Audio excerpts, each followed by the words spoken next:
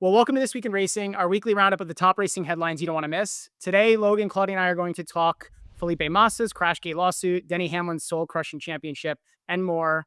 But first, we've got to introduce our special guest.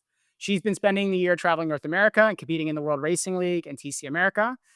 And she's another Canadian to add to our mix. Welcome, Alana Carter.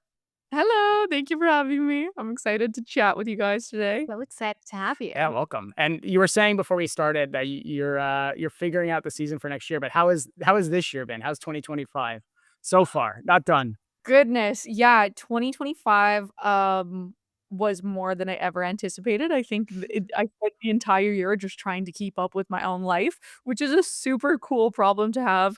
I'm very grateful for it. I had a lot of phenomenal opportunities this year, and it was a really pivotal season for my career. So, tons of hard work being put in the background right now to see what we can make for next year, but I'm really excited to hopefully be able to announce something soon for you guys. Exciting. Ooh, Love we it. can't wait. Shall we talk about the only important news of the week? The Charles Leclerc and Alex engagement. Like, I think nobody saw that coming, like, especially not me. But opening Instagram and seeing that rock was wild. Yeah, I'm so happy for them Me though. They're so same. cute. Honestly, I thought it was fake. And out of all the F1 couples, I thought it was going to be George and Carmen first. So Yeah. I wonder if George is annoyed because, like, there's been rumors that they've been secretly engaged. Like, could you imagine if Charles beat him to the punch, basically, to like announce his engagement, and now it's going to look like George is just He copying him? did. Think about all the all the girlfriends were like, okay, so what's going on? What time is it? Yeah, Yeah, they're like, "Hello." I just love Alex too. Like, she's a bit of a role model. I mean, Claudia and I were talking, like, the fact that we're '02 babies, she's an '03 baby. She's well engaged to Charles Leclerc now, traveling to all these races. She's got like literally the best closet I've ever seen in my life. And now she's wearing a $500,000 engagement ring. Yeah, I got to put that on my mood board, I think, on my Yeah, literally. manifestations. Yeah, I'm a big fan of hers because I don't know, she just seems so genuine and sweet. Like, when I was in the Paddock Club, at Montreal, I don't know why, I was fine with all of the drivers, didn't get too starstruck. I saw her holding Leo, and I just, like, stared. so Could cute. not break eye contact, and she just, like, awkwardly smiled at me, and I was like, "Oh my god," I thought we made her so uncomfortable. But she Oh, just seems so sweet, like, she just seems like I get it.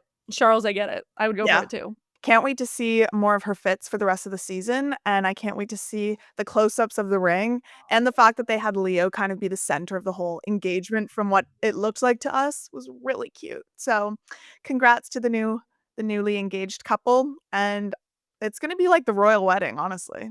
Yeah, and not so happy F1 news.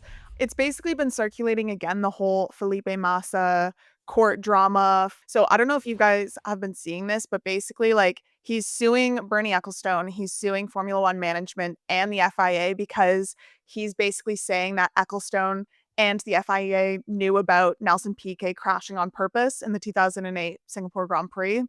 So basically, that whole thing, like, Crashgate, was that Nelson Piquet Jr. crashed on purpose to bring out the safety car in the 2008 Singapore Grand Prix so that his teammate, who was Fernando Alonso, who has been the center of a ton of controversies in F1, could win the race. And ultimately, ultimately Massa is blaming that on losing the championship to Lewis Hamilton by 1 point. But then if you kind of really look at the facts, like, he didn't really lose because of that. He lost because they had a pit lane issue where he drove away with the fuel hose still attached to his car, which then obviously delayed things, and he finished in 13th. But he's kind of saying that it wasn't that incident, it was more that the FIA did nothing to stop it or, like, investigate it. Yeah, I think it's interesting because I read one article that he was very, very adamant that, like, it has nothing to do with the money, and it's Hmm. all about, like, protecting the sanctity of the sport kind of thing. So I can kind of understand where you're coming from, where it's like, "Okay, someone deliberately crashed Mhm. me out. How are we allowing that?" Um, but I do think you bring up a really valid point of, like, w like, yeah, Crashgate was an issue that shouldn't be allowed in this sport to intentionally take someone out for the Mhm. sake of someone's teammate. But if he actually lost the championship for other reasons, then it's kinda like, "Ooh, Yeah. I know. what damages are you really suing for?" So Bernie Ecclestone gave an interview in 2023 that he literally Oh. said and I'll quote this: "At the time, the rule was that a world championship standing were untouchable after the FIA award ceremony at the end of the year. So Hamilton offered the trophy and everything was fine. I still feel sorry for Massa today. He won the final, his home race in Sao Paulo, and did everything right. He was robbed of the title and he deserved. Sorry, he was robbed of the title he deserved, while Hamilton had all the luck in the world and won the first championship." But basically, the bottom line is, he also said to the FIA's president at the time, Max Mosley, knew Piquet's crash was done on purpose, but took no action in an attempt to, quote, protect the sport and save it from a huge scandal. He has subsequently said he forgets the interview that he gave, which, as with all interviews, you gave an interview, it's recorded, and someone wrote Yeah. an article about it. But it was basically, he published these quotes about how he knew that the championship, or that there was something that was going on, and they covered it up. And so that's what he's clinging to. It's also just funny to think about because, like, if we were comparing it to, like, modern standards, that would never fly, like, even in sports car Yeah. racing, oh my goodness, the, um, lashings that they would receive for taking out someone intentionally, that would be Mhm. pretty big. Well, last week we asked you guys whether or not you think the stewards handled the Mexican Grand Prix correctly, and 79% of you said no. So maybe there's going to be some changes made in the last few races this season. But this week, we want to know whether or not you guys think Lewis or Felipe was the 2008 rightful champion. So leave a comment down below if you think it's someone else. And don't forget to subscribe for more episodes like this.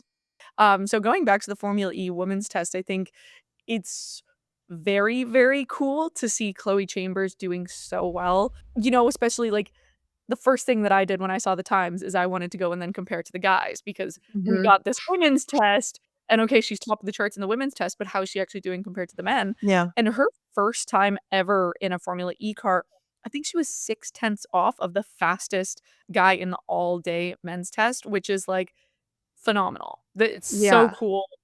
It's really, really cool to see these women really starting to close that gap and be super, super competitive when given the opportunity. So I definitely hope to see a Formula E career for her in the future soon. And same with Abby Pulling, because she was Yeah. like a couple hundreds off. She was not far behind. Yeah, I think it's Yeah. awesome that FE is doing so much work and bringing, like, girls to the cars and just testing and giving them track time, like, that goes such a long way. I will say I'm still waiting for the day one of these girls gets signed, like, lots of testing, but, like, where are the contracts at? Like, open your wallets and give girls seats to race, you know? That's really how I feel about that, but I do think it's awesome that they're there. I hope Chloe gets a ride, she'd be awesome. And I do think that Abby Pulling would be really great in F3, and, like, I could totally see her moving up the ladder if that's, you know. Yeah. Yeah, and it's cool to see just how good, like, the new incoming talent is, and how, you know, it really gets my hopes up for the future of women in motorsports because, like, for the longest time, Jamie Chadwick was our mom and holy savior of racing, and the new talent, like, was faster than her for their first time in a Formula E car, so, it definitely, yeah, gives me a lot of confidence in the future. It's pretty cool to see, like, returning names, like you said, Jamie, like, I think Marta Yeah. Garcia was also testing, like, it's really exciting to start to recognize some of these names and, like, look at, you know, a new rookie class, if you will, of female racing drivers. Yeah. It's Yeah. very Has exciting. I'm curious, Elena, is it been F1 Academy that's been the big driving force or catalyst for a lot of this change? Is it coming from other things? I mean, there's clearly other women who aren't in Formula E, who weren't at the Formula E test, who are not part of the F1 Academy program. So what's been the big thing for you that you've seen really like move it forward and getting you excited? Yeah, there's been a big movement for women in motorsports in all areas of the sport. I think it really comes from brands understanding how important it is to support us and also the fact that like we're super marketable and you should support us because you're going to get great ROI. Um and yeah, you're just seeing it everywhere. Like, in the last 3 years, I have been involved in 3 different women's initiatives, and my career would not exist if it wasn't for those programs, and they're at completely different levels. Like, one was, Radical Academy with Radicals, one's been with AE Victory and sports cars, and all different parts of the world, so it's really cool to see it. I do think F1 Academy is doing a very good job of getting these girls known. For the longest time, I kind of was like, I don't love the segregation. Like, why don't the girls just race with the boys? Um, but in terms of the promotional side, I think it's really good. And now that we also have a really strong talent pool in F1 Academy, it's even better because it's like, okay, you know that like Abby Pulling and Dorian are like really, really strong drivers in any field. So it's Mm. kind of cool to actually see them go head to head now.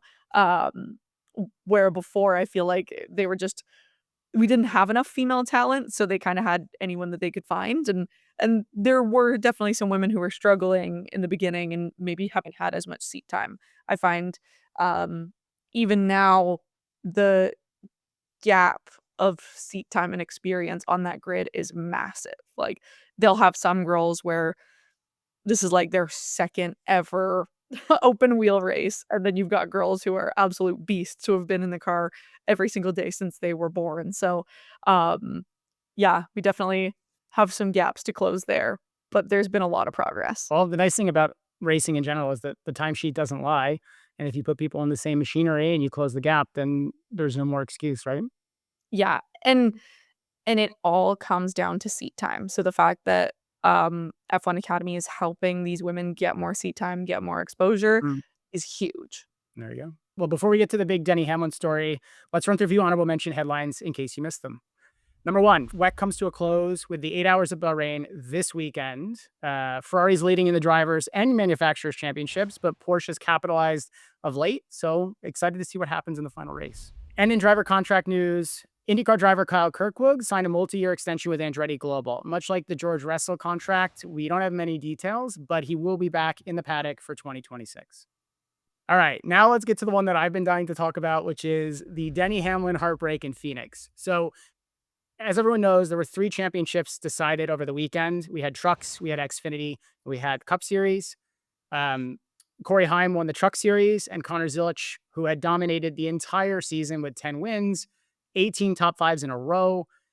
He ended up losing the championship to Jesse Love in what was the major shock number 1 of the weekend. And then that same format struck again with Denny Hamlin. I don't know if you guys saw this. Denny was out front the entire time. He led 208 laps. His team was making the right sort of, his team was performing at its best. And in the final laps, one safety car threw it all up in the air, and Kyle Larson ended up winning in the overtime. I think this was one of those ones where 'cause for those who don't know, Denny was racing for his dad that weekend.